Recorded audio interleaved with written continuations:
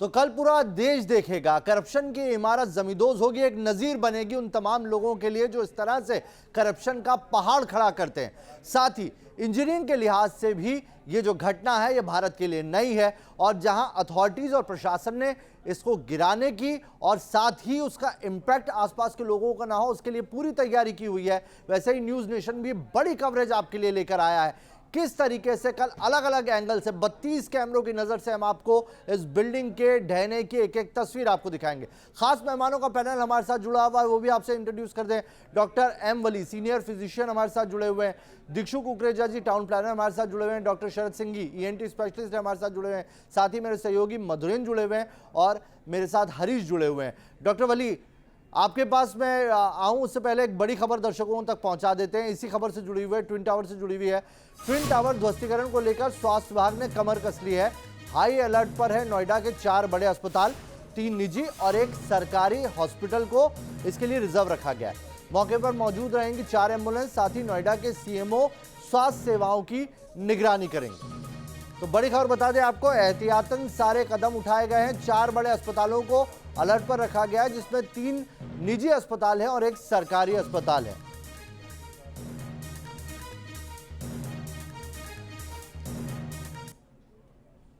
तो डॉक्टर वली, आपसे जानना चाहूंगा मैं, आपको क्या लगता है सबसे ज्यादा किनको दिक्कत होने वाली है? सिर्फ 2:30 बजे कल ये बिल्डिंग गिरेगी उसी से दिक्कतें? ये नहीं है कि बस उसी वक्त थोड़ी देर रहेगी, 1 घंटा पोल्यूशन हुआ, कंपन हुआ, कानों में आवाज सुनाई देगी, उसके बाद भी इसका इम्पैक्ट दिखाई देगा? आपको क्या लगता है कौन कौन से एहतियात हैं जो यहाँ पर बरतने होंगे आसपास के कितने रेडियस के लोगों को? देखिए, वाइब्रेशन तो होगा, उसका इम्पैक्ट होगा, मटेरियल गिरेगा, उससे पॉल्यूशन तो होना ही होना है। उसमें silica, asbestos, lead, dust, carbon और बारूद से निकलने वाली गैसेस और फंगस भी होता है इसमें। तो जो बिल्डिंग अनऑक्यूपाइड होती है उसमें फंगस पार्टिकल्स भी निकलते हैं। तो ज्यादातर ये हैजर्ड जो है बेसिकली डिमोलिशन वर्कर्स के लिए हैं। लेकिन आपने पूछा कि ये इसका असर, तो जो पार्टिकुलेट मैटर होता है 2.5 और 10 वो सस्पेंडेड रह सकता है कई दिनों तक के लिए। हम देखते हैं कि जहाँ छोटा छोटा कंस्ट्रक्शन होता है, सड़क के किनारे पाइप डलते हैं, रोड होती है, तो तमाम धूल उड़ती है। तो ये तो इसमें देखने की बात है कि ये इसका इम्पैक्ट कहाँ तक सेटल होगा, क्योंकि ये ऊंचाई से गिर रहे हैं। आपने बार बार बताया है कि इसकी ऊंचाई कुतुब मीनार से भी ज्यादा है। तो पार्टिकुलेट मैटर सस्पेंड हो जाएगा और बारूद से निकलने वाली गैसेस हवा में जाएंगी। और इसमें बाद के जो डिलेड इफेक्ट्स हो सकते हैं, जो लोग इनहेल करेंगे, जो इसके आसपास रहेंगे, जो लोग मलबे को उठाने में इन्वॉल्व रहेंगे, उनके लिए रिस्क है। पार्टिकुलेट मटेरियल जो है वो 2.5 और 10 कॉन्सेंट्रेट हो जाएगा। नॉइज का जहां तक सवाल है, टॉलरेबल लिमिट 120 डेसिबल की है। वाइब्रेशन का जहां तक सवाल है, वो 10 मीटर पर स्क्वायर, 10 डेसिबल्स का होता है, वो पर स्क्वायर मीटर एरिया में होता है, जिसको हर्ट्ज भी कहते हैं। तो ये सब तो होगा। इसके अलावा सेफली ये डिमोलिशन हो, वर्टिकल हो, एग्जैक्टली वर्टिकल हो, और इसके लिए पूरी सावधानियां दोनों कंपनियों ने ली हैं। मैं ऐसी उम्मीद करता हूं कि उन्होंने जो सावधानियां ली हैं उससे कोई भी अनटोवर्ड चीज नहीं होगी। लेकिन इस वक्त सब लोग अपने जिगर को थाम के बैठे हुए हैं और इस बात का इंतजार करेंगे कल को कि ये सेफली हो जाए। और इस तरह के बिल्डिंग मटेरियल्स का भी एग्जामिनेशन शायद उन्होंने किया होगा, इसमें कितने सही और कितने प्योर बिल्डिंग मटेरियल्स लगे हैं और उनके लिए ब्लास्ट कितना पावरफुल होना चाहिए। उन्होंने एहतियात तो लिए हैं जो नजर भी आ रही हैं, पर्दे लगाए हैं, कपड़ों से ढका है, लेकिन ये कितना कारगर होगा उस प्रेशर को टॉलरेट करने के लिए जो आसपास पैदा होगा इसकी परिधि में। ये जो 2 कंपनियां हैं, इनको इसका एक्सपीरियंस है। सिर्फ एक बार केरला में छोटी बिल्डिंग को गिराने का एक्सपीरियंस है इंडिया में। इसके अलावा टावर टाइप की कोई बिल्डिंग नहीं गिराई गई है। हमने देखा था कि जब वर्ल्ड ट्रेड टावर गिरा था तो वो ज्यादा हिस्से में नहीं फैले थे उसके जो पार्टिकल्स थे, और उसकी कंस्ट्रक्शन जो थी वो थोड़ा इससे ज्यादा ही मजबूत रही होगी। तो इसलिए मैं ये देखता हूं कि let us keep the fingers crossed and pray for the safety of the residents of that area. और नेचुरली वहां 8-9 मीटर के दूरी पर जो एमरल्ड कोर्ट है, वहां के लोगों के लिए तो ये इस समय बहुत ही ज्यादा चिंता की बात है कि पोस्ट डेमोलिशन उनके फ्लैट्स में जो क्रैक्स आएंगे, जो भी होगा, वो तो इंजीनियरिंग की बात है। मैं मेडिकल की बात यहाँ पे ये कर रहा हूँ कि लोगों को इनहेलेशन के बाद जो एलर्जी वाले लोग हैं, एस्थमा वाले लोग हैं, ब्लड प्रेशर हार्ट वाले लोग हैं, उनको तुरंत यहाँ वापस नहीं आना है, उनको दूर रहना है। कितने दिनों एहतियात तक? से अपनी दमे की दवाई खानी है, ब्लड प्रेशर की दवाई खानी है। जिनको और भी कोई सांस की बीमारी है उनको भी एकदम वापस नहीं आना है। कुछ बच्चों के स्कूल्स हैं, एग्जाम्स हैं मंडे को, तो देखा जाएगा कि उनके क्या अल्टरनेट अरेंजमेंट्स पेरेंट्स ने लेकिन किए डॉक्टर हैं। वली कितना लेकिन मैं कितना यही कहेंगे कहूंगा आप, कि एक टाइम दिन, लें। 2 दिन, कुछ घंटे, कितनी देर बाद आए वो? 72 आवर्स मिनिमम टाइम है जो मैं सोचता हूँ एज ए मेडिकल पर्टिकुलर। और सबसे बड़ी जो इसमें जो इसकी बात आप करिए कि ये स्प्रिंकलर्स यूज हों, डिमोलिशन के बाद हैवी ड्यूटी स्प्रिंकलर्स यूज हों, ताकि मैक्सिमम डस्ट जो है वो सेट हो। ये स्टैंडर्ड उसकी नोएडा अथॉरिटी ने तैयारी की हुई है, मैं आपको वो रिपोर्ट भी जी, दिखाएंगे बिल्कुल। अभी। लेकिन ये आपने अच्छा कहा कि 72 घंटे तक वहां पर वो लोग जो एलर्जी के पेशेंट हैं या बुजुर्ग हैं जिन्हें अस्थमा की दिक्कत है, वो थोड़ा अवॉइड करें वापस अपने घरों में लौटने से पहले। इधर ट्विन टावर पर धमाके से पहले क्या तैयारियां की जा रही है, ये आपको हम दिखाते हैं। 100 फीट ऊंची इमारतों में कंट्रोल ब्लास्ट किस तरह से किया जाएगा, और ये एक बड़ा सवाल यहाँ पर ये जो खड़ा हुआ है कि आखिर क्या वो दूसरी तरफ ना झुक जाएं। मेरी सहयोगी रोमिता की एक रिपोर्ट आपको दिखाते हैं।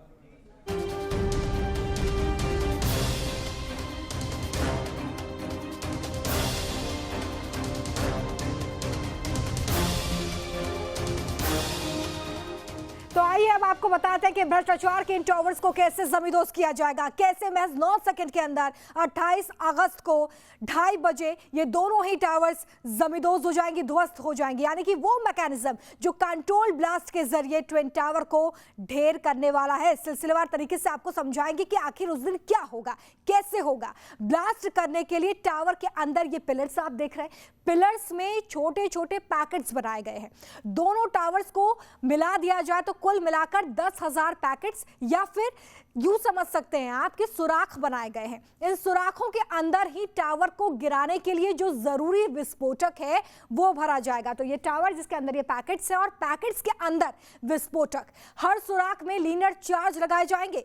ये एक डेटोनेटर की तरह काम करेंगे। आसान भाषा में आप इसे समझ सकते हैं कि चार्ज ही विस्फोटक में धमाके को अंजाम देगा, जिसके बाद ये 32 मंजिला और 29 मंजिला जो 2 इमारतें हैं ये जमींदोज होने वाली हैं। आमतौर पर बिल्डिंग्स गिराने के लिए नाइट्रोग्लिसरीन या फिर डायनामाइट का इस्तेमाल किया जाता है, लेकिन ट्विन टावर के लिए कुल 3,700 किलो विस्फोटक इस्तेमाल किया जा रहा है। यही वो विस्फोटक है जो इन दोनों टावर्स को बिल्कुल मिट्टी में मिला देगा। जब डेटोनेटर यानी कि चार्ज लगा दिए जाते हैं तो फिर इन सभी सुराखों या पैकेट्स को एक तार के जरिए आपस में जोड़ा जाता है, जिनको आप तस्वीरों में भी देख सकते हैं। पैकेट्स के अंदर ये विस्फोटक भरा है और विस्फोटक चार्ज के जरिए आपस में जोड़ दिए गए हैं। इन तारों को दोनों टावर्स में जाल की तरह फैला दिया गया है और जैसे ही कंट्रोल रूम से हरे कलर का बटन दबाया जाएगा तो सिर्फ 4 सेकेंड्स में, सिर्फ 4 सेकेंड्स के अंदर करंट चार्ज तक पहुंचेगा और एक एक करके कंट्रोल तरीके से ये दोनों ही टावर्स नीचे गिर जाएंगे, मिट्टी में मिल जाएंगे। इसको लेकर काउंटडाउन भी शुरू हो चुका है। तो देखा आपने किस तरह से ये पूरी तैयारी की गई है, बाकायदा जाल बिछाया गया है तारों का, और एक तार तो लेके गए हैं, लेकिन अगर वो नहीं उससे काम होता है तो एक और जो है दूसरी लाइन भी बिछाई गई है कि उसको इस्तेमाल करेंगे।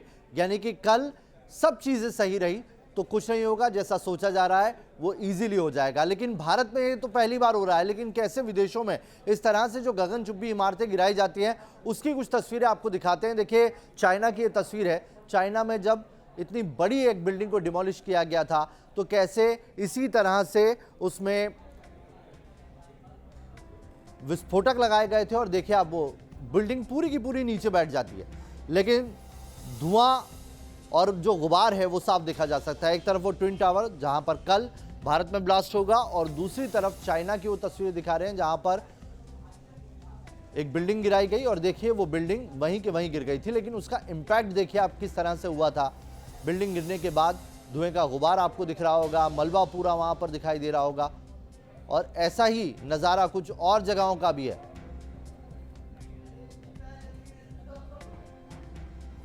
ये देखिए आप किस तरीके से बटन दबाकर इस तरह से ये बिल्डिंग गिराई जाती है, और इससे आसपास की कितनी जगहों पर उसका असर होता है वो भी देख लीजिए आप। ये देखिए आप ये जो एक पूरी सोसाइटी गिराई गई थी, उससे पास वाली जो बिल्डिंग है, आपको जो दूसरी टाउनशिप दिख रही है, उसमें दूरी ज़्यादा दिखाई दे रही होगी आपको। लेकिन अगर भारत के नोएडा के इस ट्विन टावर की बात करें तो यहाँ पर वो दूरी बहुत कम है। ट्विन टावर से जो दूसरी सोसाइटीज़ हैं उनकी दूरी कहीं पर 9 मीटर है, कहीं पर 12 मीटर है।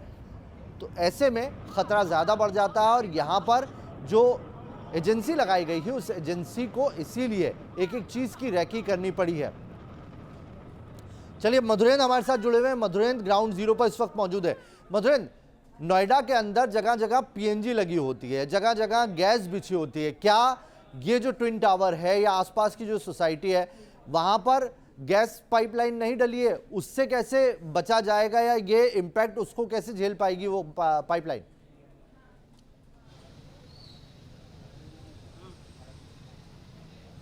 बिल्कुल, आपने सही सवाल उठाया। हमारे ठीक पीछे जो सोसाइटी है जो कि बिल्कुल एडजेसेंट है, आप देखिए तो इन दोनों ही टावर के साथ साथ जो कि एमराल्ड कोर्ट है, और जाहिर है कि यही वो सोसाइटी है जिसके भीतर अनऑथराइज कंस्ट्रक्शन हुआ है। इस सोसाइटी के अलावा आप उसके दूसरे पार देखिए तो एटीएस विलेज आपको दिखाई दे रहा है, उसके ठीक पीछे भी कई सोसाइटीज़ हैं। ये तमाम ऐसे इलाके हैं जहां पर पूरी तरह से आप देखिए तो पीएनजी का जाल बिछा हुआ है। हर फ्लैट के भीतर पीएनजी का कनेक्शन है, और इतना ही नहीं बल्कि बड़े कनेक्शन जो ऑलरेडी सप्लाई लाइन के हैं वो भी इस सड़क से होकर गुजरते हैं। लिहाजा जो हमें जानकारी अथॉरिटी की तरफ से दी जा रही है उसके मुताबिक मैं आपको बताऊं कि पर्टिकुलर टाइम पीरियड में खास तौर पे आप देखिए, यानी कल सुबह से ही इन तमाम इलाकों में जो सप्लाई है पीएनजी की वो बंद रहेगी, पूरी तरह से बंद रहेगी।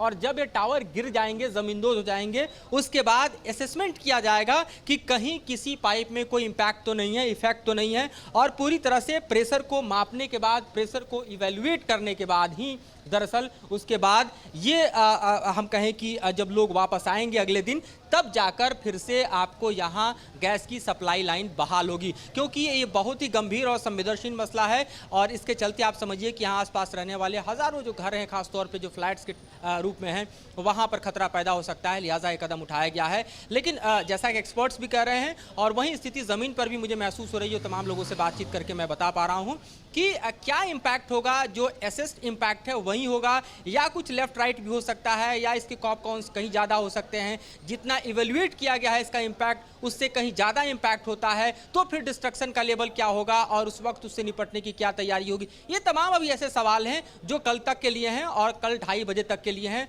उसके बाद ही दरअसल ये असेस किया जाएगा कि इसका इम्पैक्ट कितना लार्जर हुआ, चाहे वो पर्यावरण पर कहें, चाहे वो बगल के फ्लैट्स पर कहें, चाहे पीएनजी की लाइन पर कहें, या फिर स्ट्रक्चरल सेफ्टी जो तमाम आसपास के इलाके में दरअसल फ्लैट्स के ऊपर है उसको लेकर कहें। तो ये सब कुछ एसेस करना पड़ेगा इससे पहले कि फिर से रेजिडेंट्स यहाँ पर आएँ और अपने फ्लैट्स में रहना शुरू करें। तो ये एक बड़ा सवाल है जो कि डिमोलिशन के बाद खड़ा होता है, और ये बहुत गंभीर है।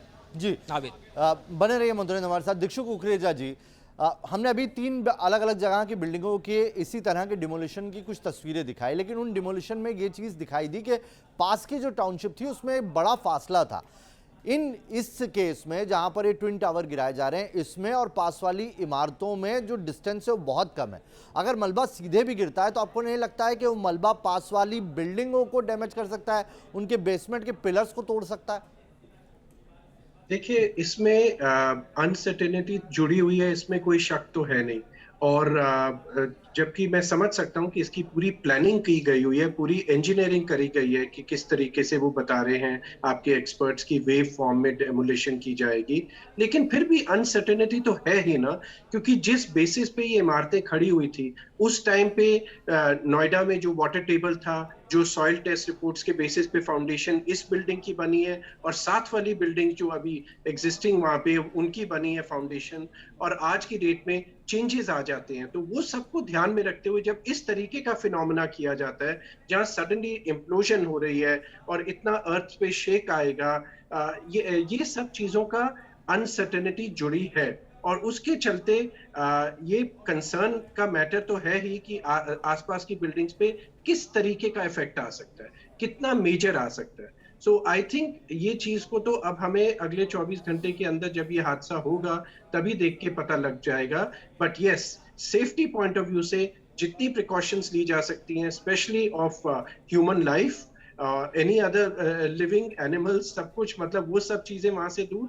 बट ऑल्सो एनवायरमेंटल इशू जो इसका जुड़ेगा, इसमें मैं एक सजेशन ये भी देना चाहूंगा कि बेशक वहां पे प्रोविजन करी गई है डस्ट सेटलमेंट की, बट यहाँ पे ये भी सोचा जा सकता है अभी भी कि एक तरीके से अगर एरियल पोर हो, जैसे छोटे प्लेन्स के थ्रू किया जा सकता है, कि उसका अगर वाटर सस्पेंड वहां से थ्रू किया जाए तो एकदम से इसकी सेटलमेंट फास्टर होगी, बजाय नीचे खड़े फायर इंजन, फायर ट्रक्स के थ्रू जो वाटर थ्रो किया जाएगा।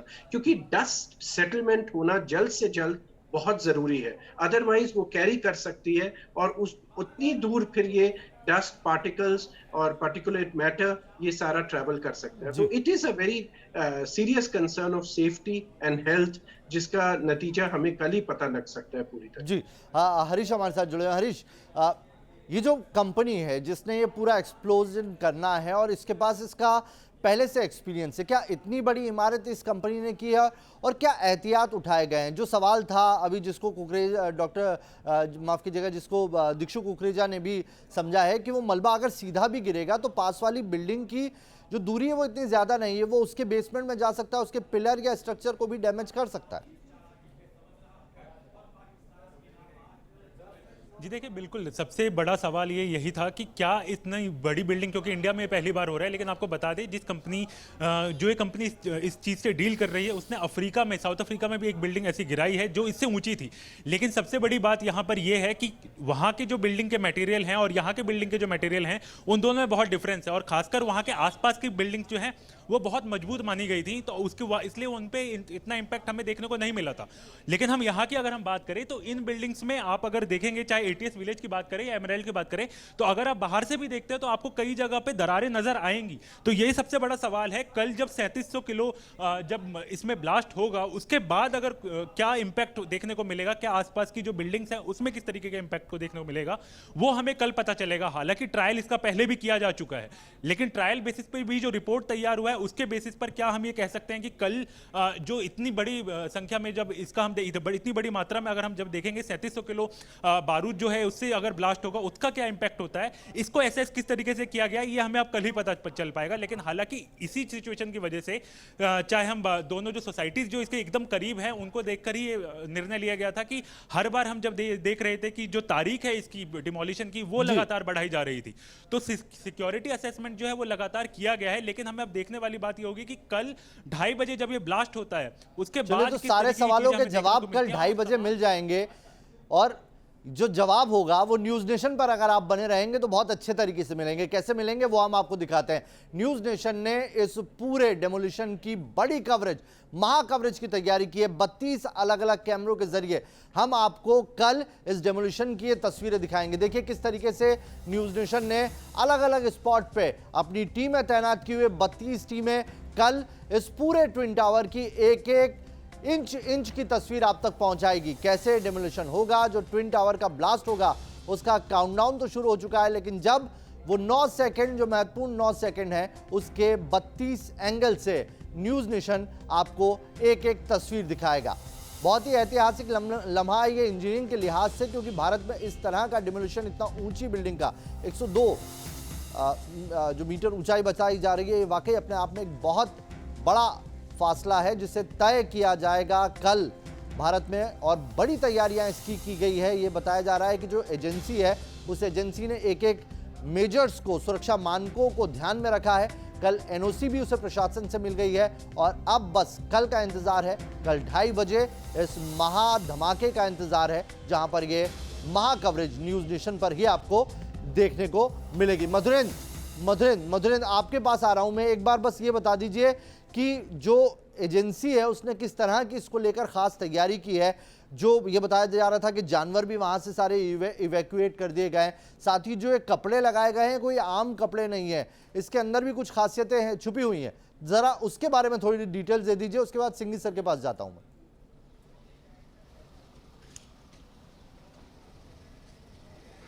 देखिए बिल्कुल अपडेट के साथ विजुअली मैं इसको दिखाना चाहूँगा। अगर आप ठीक पीछे हमारे देखें तो टावर जो आपको दिखाई दे रहा है, जो टावर डिमोलिश होगा, उस टावर के साथ साथ आप देखिए तो बगल के भी जो दरअसल टावर हैं उनको भी पूरी तरह से ढक दिया गया है ताकि ये भी सुरक्षित रहें। जहाँ तक आम आदमी और एनिमल्स की बात है तो उन्हें पूरी तरह से इवैक्यूएट करके और तब ये इंश्योर किया जाएगा कि दरअसल ये पूरा इलाका जो है ये इस बाबत खाली हो चुका है ताकि इसको गिराया जाए।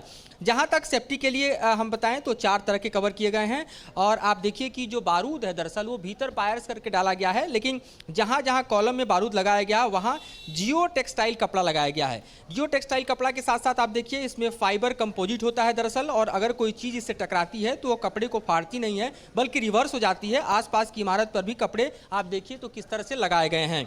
उसके अलावा आप देखिए तो हेल्थ हजार्ड से लेकर और खासतौर पर आप देखिए तो इन्वायरमेंट कंसर्न को भी दरअसल यहाँ रखा गया है, और इसीलिए जैसा कि हमने बताया अपनी रिपोर्ट्स में कि जो स्मोक गन है या फिर यहाँ फायर टेंडर हैं वो इसीलिए लगाए गए हैं कि ज़्यादा से ज़्यादा डस्ट को मिटिगेट किया जा सके। जो सस्पेंडेड पार्टिकुलेट मैटर्स हैं दरअसल उनको हवा में सस्पेंडेड न रहने दिया जाए, वो ज़मीन पर आ जाएं और धूल कण में मिल जाएं ताकि वो लोगों के सांसों के जरिए जो है फेफड़े तक न जाएं और उसका एक लार्जर इम्पैक्ट इस इलाके में देखने को न मिले। जैसा कि ऐसा हेल्थ कंसर्न्स को लेकर डॉक्टर्स का कहना है कि जितना धूल कण यहाँ पर होगा दरअसल वो अगर सस्पेंडेड पार्टिकुलर मैटर्स के तौर पर लगा रहता है तो जाहिर है कि लोगों को एलर्जी होगी और अस्थमा अटैक्स जो हैं वो आएंगे। जो अस्थमा से ऑलरेडी पीड़ित हैं उनको बड़े हम कह सकते हैं कि रेस्पिरेटरी इश्यूज हो सकते हैं, चाहे वो COPD के फॉर्म में या किसी अन्य फॉर्म में हो। तो ये तमाम ऐसे हम कहें कि हैजार्ड्स हैं जो कि साफ तौर पर दिखाई दे रहे हैं। एक और अंदेशा है, हालांकि उसको लेकर मुझे लगता है कि देखना होगा हमें कि क्या स्थितियां जो है मानसून को लेकर हैं और क्या वेदर फोरकास्ट है। अगर बारिश हो जाती है तो जाहिर है कि हम कहें कि ये डस्ट अपने आप ही नीचे चला जाएगा, लेकिन वो ये देखना होगा कि बारिश का अमाउंट क्या होगा। तो ये तमाम स्थितियां हैं इस वक्त जो हम दिखा रहे हैं हैजार्ड्स को लेकर जो इसके चलते पैदा होने वाला है। चलिए, अगर बारिश हो जाती है तो सब कुछ ठीक हो जाएगा। डॉक्टर सिंह जी, क्या एहतियात आप बरतने के लिए कहेंगे उन लोगों के लिए जो खास तौर से उस इलाके के रेडियस में रह रहे हैं, 5 किलोमीटर के रेडियस में? देखिए, एज ENT स्पेशलिस्ट मैं सबसे पहले तो ये कहूँगा बिकॉज हम काफ़ी एलर्जी या अस्थमा वाले पेशेंट्स भी देखते हैं, तो ख़ास करके जो एलर्जी वाले पेशेंट हैं, नाक की एलर्जी, अस्थमा वाले, ब्रोंकाइटिस वाले, पहली बात तो वो उस पास के एरिया में ना आए, मतलब जो रेड जोन है, ऑरेंज जोन है, उससे दूर रहें। इवन जो मैं तो ये भी कहूँगा कि जो इंजीनियर्स हैं या ऐसे कुछ लोग हैं जिनको खुद को अस्थमा है, जो वहाँ पे साइट में कंपनी के साथ में इन्वॉल्व हैं, उनको भी उस एरिया में उस टाइम में नहीं रहना चाहिए। तो अपनी मेडिसिन्स को प्रॉपरली लेना चाहिए। साथ में सबको जो दूर भी हैं उनको सबको एक तो ट्रैफिक तो आई थिंक प्रशासन ने रोक ही दिया है, बट उस टाइम में पानी हमेशा अपने साथ रखें ताकि अगर गर्म पानी मिल जाए तो बेटर है। तो ताकि मतलब आप पानी पीते रहें, आँख में कुछ जलन लगे या कुछ नाक में लगे तो उसको छींटा मार के मतलब जैसे कि साफ़ करते रहें। और चश्मा अगर हो सके, जो चश्मा पहनते हो ठीक है, क्योंकि स्प्लिंटर्स उड़ के आँख में जाने का चांस रहता है, डैमेज हो सकता है। और एक और चीज़ है, गिरने पे कुछ जैसे अर्थ का मूवमेंट या कुछ मूवमेंट हो गिरे तो आप अगर बिल्डिंग में हैं तो बेटर ये है कि आप दूर किसी बिल्डिंग के पीछे की साइड जाके ग्राउंड पे जाके बैठ जाएं। मतलब ये आप उस रेडियस से दूर रहने की बात कह रहे हैं, वही सबसे सही आप ये कह सकते हैं कि प्रिकॉशंस होने वाला है। बहुत बहुत शुक्रिया आप सभी का हमारे साथ जुड़ने के लिए। और